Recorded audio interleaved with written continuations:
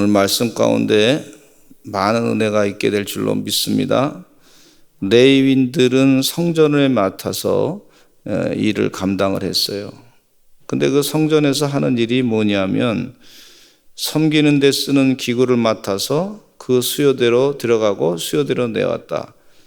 그걸 깨끗하게 정결하게 씻어서 하나님께 제사를 드리는데 필요하게끔 그렇게 잘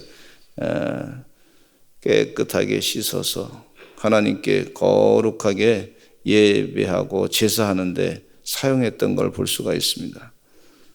남들이 봐서는 그게 뭐 그렇게 대단한 일인가, 어디 가서 무슨 군대 용사로서 또 군대 지휘관으로서 혹은 다른 사람을 많이 다스리는 사람으로서 그렇게 사는 게 더 낫지 않나, 이렇게 평가할 수 있으리라 생각하는데, 이 레위인들은 하나님의 성전을 맡아서 그 잡다한 일들을 잘 감당하는 것을 영광스럽게 생각했던 것을 볼 수가 있습니다.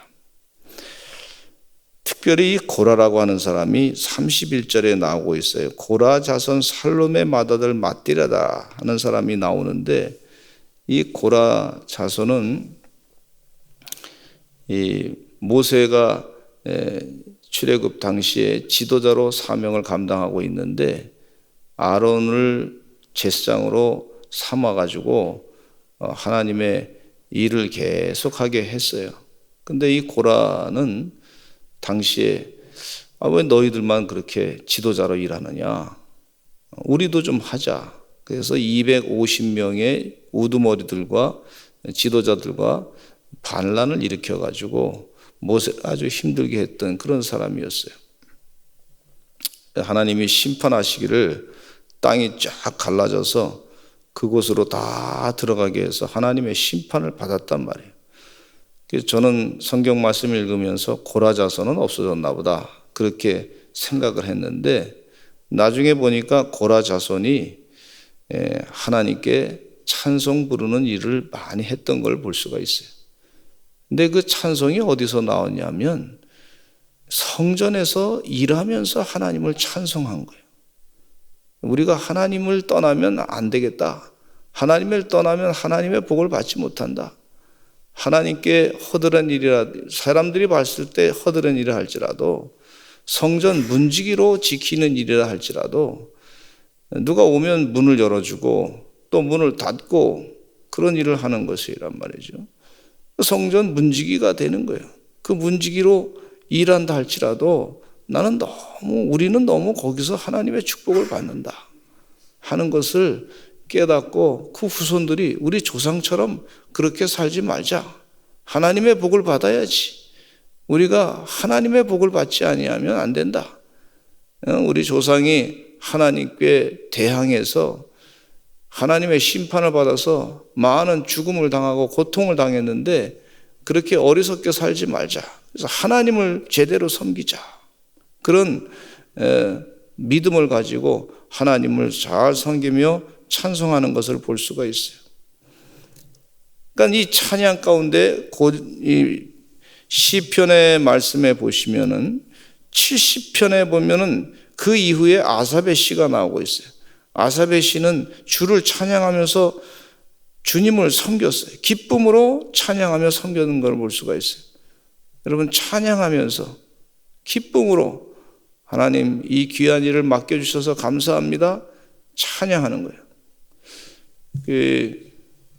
이제 그 나이 들어서 좀 스트레스를 많이 받는 사람들 같은 경우에 이 길거리 가면서도 흥얼흥얼 하라 그러더라고요. 노래 부르면서 가라 그래요. 노래 부르면서. 노래를 자꾸 부르면 이 스트레스도 자꾸 사라진다 그러더라고요.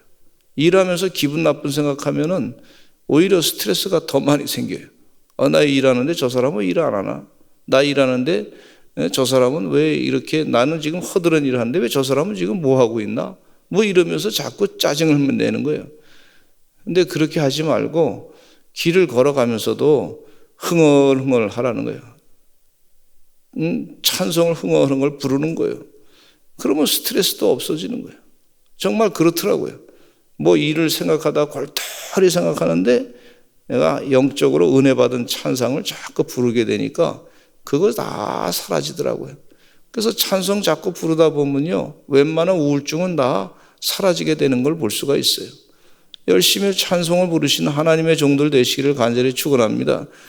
찬송가 한 30분 이상 부르면요, 웬만한 우울증 다 사라지게 돼요. 주의 은혜 가운데 박수하면서 찬송 부르면요, 또 큰 힘이 생기는 걸 볼 수가 있어요. 그 고라 자손들이 성전에서 일하면서 찬송을 부르다 보니까 그 은혜가 뭔지 깨달은 거예요. 성전에 섬기면서 하나님의 뜻대로 섬기면서 그 큰 은혜를 받고서 이 고라 자손들은 시를 많이 써낸 걸 볼 수가 있는데, 그 시편 84편에 한번 우리 찾아서 읽어보겠습니다. 시편 84편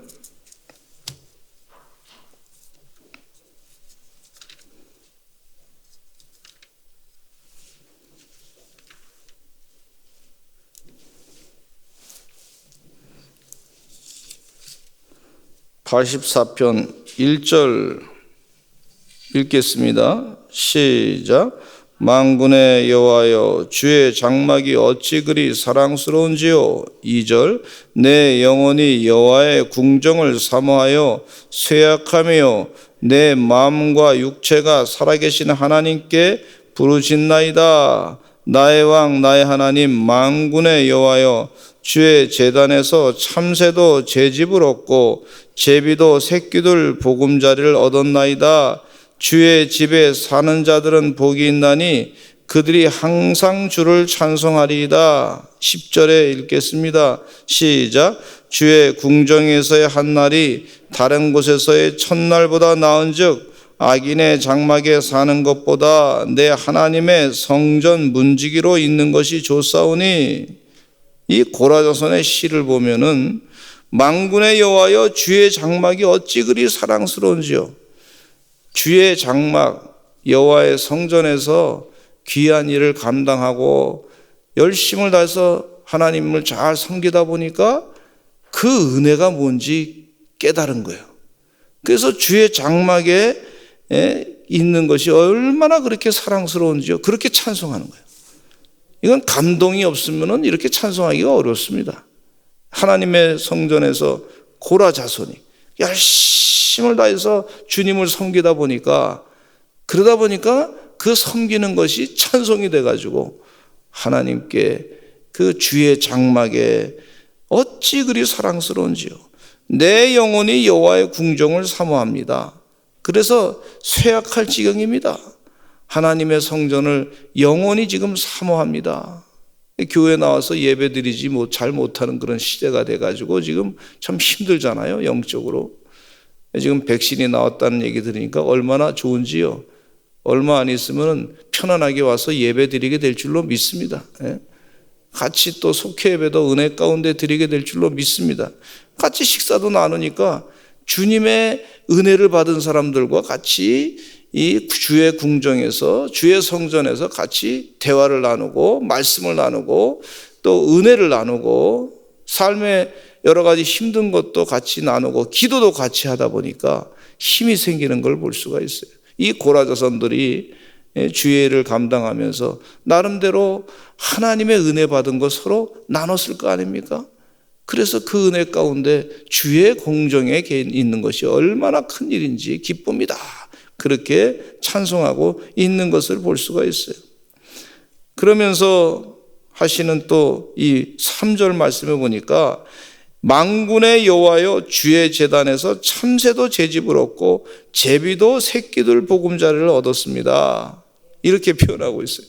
참새와 제비가 그 새끼들 보금자리를, 새들이 말이죠, 편안하게 자기 새끼를 기르려고 그러면 집을 짓습니다. 비바람이 쳐도 새끼를 거기서 잘 부화해서 새끼를 낳아서 안전한 곳을 찾잖아요. 마찬가지로 지금 하나님의 성전에 있는 우리들이 참새와 제비와처럼 말이죠, 진정한 집을, 안전한 곳을 찾았습니다. 이렇게 표현하고 있는 것을 볼 수가 있어요. 여러분 교회 와서 하나님의 전에 와서 예배드리고 주의 전에 와서 봉사할 때에 참새도 제 집을 얻고 제비도 제 새끼들 보금자리를 얻는 것처럼 그런 은혜, 안전한 은혜를 누리시는 역사가 있으시기를 간절히 축원합니다. 그러면서 4절에 주의 집에 사는 자들은 복이 있다 그랬어요. 지금 복 가운데 어떤 복이냐면 하나님의 성전에 사는 자들은 복이 있는 거예요. 주의 전에 와서 예배하고 기도하고 찬송하고 하는 사람들은 복이 있는 줄로 믿습니다. 성전을 중심으로 한 그런 신앙생활을 하시는 주의 종들 되시기를 간절히 축원합니다. 자기가 선택하는 거예요. 어떤 분은 영적으로 깨달아서 내가 이 교회에 가까운 곳에 가서 살아야 되겠다.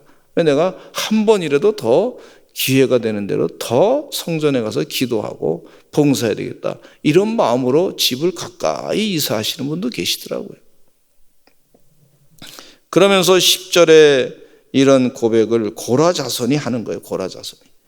하나님을 떠나서 하나님에게 대적했던 자기들의 부끄러운 모습, 조상의 부끄러운 모습을 기억하면서 그걸 교훈 삼아서 우리 하나님 떠나면 안 돼. 주의 집에서 잘 사는 게 그게 축복이야. 주의 궁정에서 한 날이 세상에서 사는 첫날보다 더 나은 거야. 그렇게 찬송을 하고 있는 것을 볼 수가 있어요.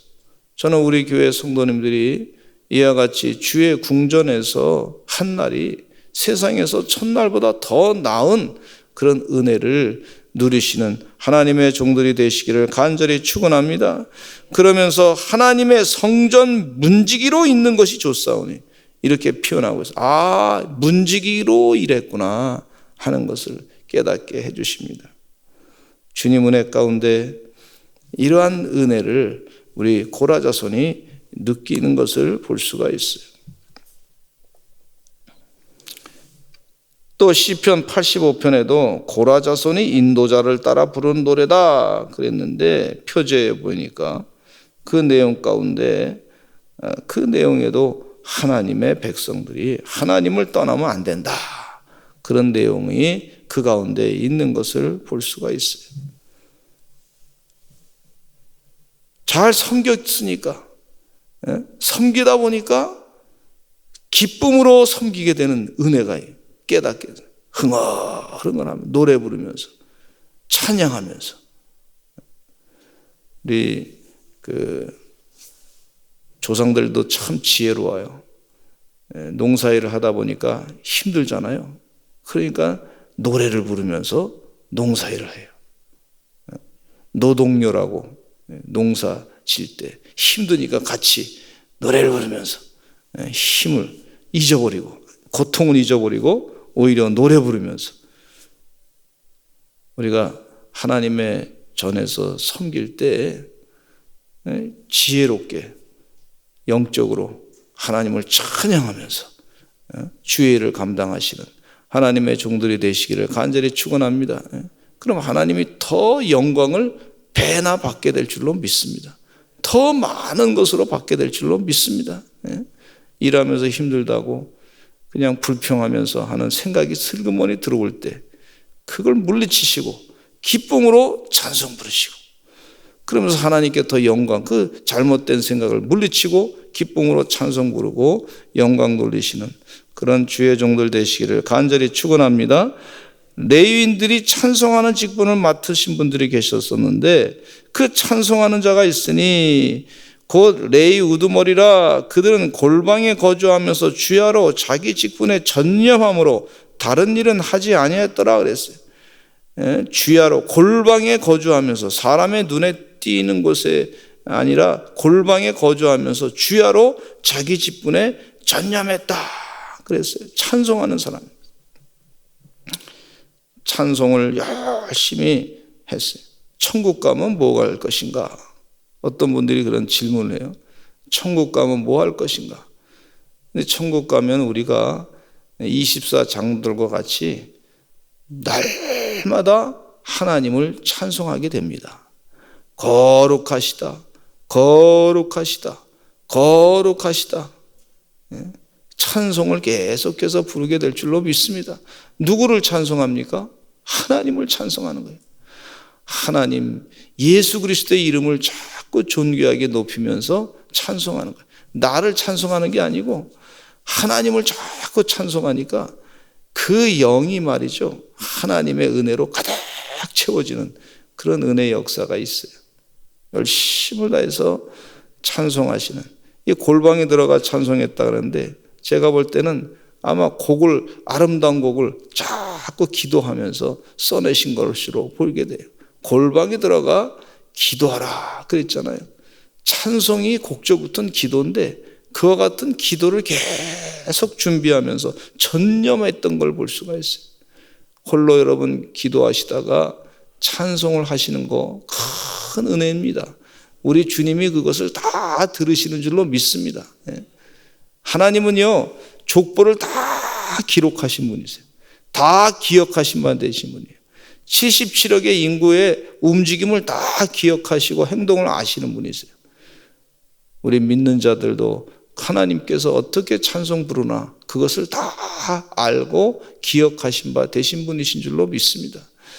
주의 은혜 가운데 찬송의 제사를 드리시는 하나님의 귀한 종들이 되시기를 간절히 축원합니다. 히브리서 13장 15절 말씀 보시겠습니다. 히브리서 13장 15절 말씀.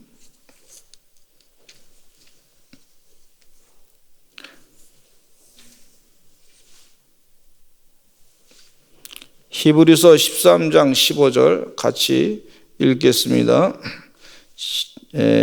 신약성경 369쪽에 있는 말씀인데 히브리서 13장 15절 말씀 시작. 그러므로 우리는 예수로 말미암아 항상 찬송의 제사를 하나님께 드리자. 이는 그 이름을 증언하는 입술의 열매니라. 예수님 때문에 항상 찬송의 제사를 하나님께 드리자 그랬어요. 주의 은혜 가운데 찬송의 제사를 잘 드리시는 하나님의 종들이 되시기를 간절히 축원합니다. 그 이름을 증언하는 입술의 열매다 그랬어요. 주님의 은혜 가운데 찬송을 기쁨으로 하신 다윗은요, 인생 가운데 승리하는 인생을 살았잖아요. 그 시편의 3분의 2가 다윗의 시예요. 찬송을 많이 불렀던 분이에요. 어렸을 때부터 수금을 타면서 하나님을 찬양했던 그런 사람이에요.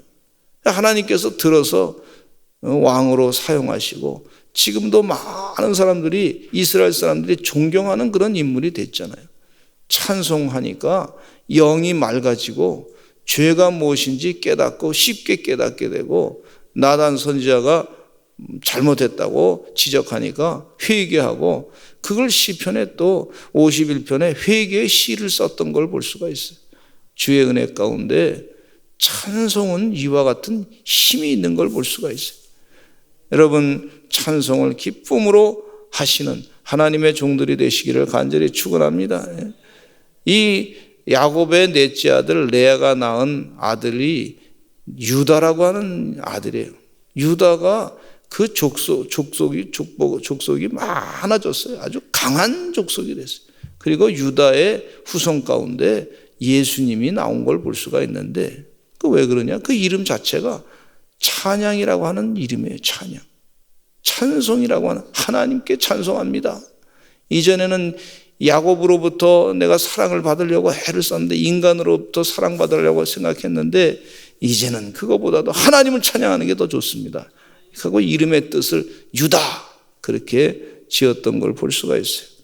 주의 은혜 가운데 하나님을 찬송 많이 찬양하면서 찬양의 제사를 드리시고 그 입술의 열매를 맺으시는, 그래서 하나님 은혜 가운데 더 큰 축복을 받으시는 주의 종들 되시기를 간절히 축원합니다. 사울의 족보에 대해서 오늘 본문 말씀에 35절로부터 44절에 쭉 나오고 있는데, 사울 왕가는 자꾸 약해져 갔어요. 이유는 뭐냐면 사울의 목표는 자신의 왕국을 어떻게 하면 잘 세울까, 그게 목적이었어요. 근데 다윗은 점점 그 왕가가 강성해져 갔어요. 그 이유는 뭐냐면 하나님의 거룩한 뜻을 행하기 위해서 애썼던 것을 볼 수가 있어요. 그 사실을 하나님께서 이스라엘 백성들에게 가르쳐 주는 거예요. 자신의 왕국을 목적으로 사는, 그래서 다윗을 자꾸 죽이려고 했던 그 사람은 하나님의 뜻을 어기고 그 사람은 자꾸 멸망길로 가게 되고, 하나님의 거룩한 뜻을 이루고자 하는 사람들은 다윗 왕가는 자꾸 승리하게 됐다. 그거를 족보를 통해서 가르쳐 주고 있는 것을 볼 수가 있어요. 하나님이 다 기억하신 바 되시는 줄로 믿습니다.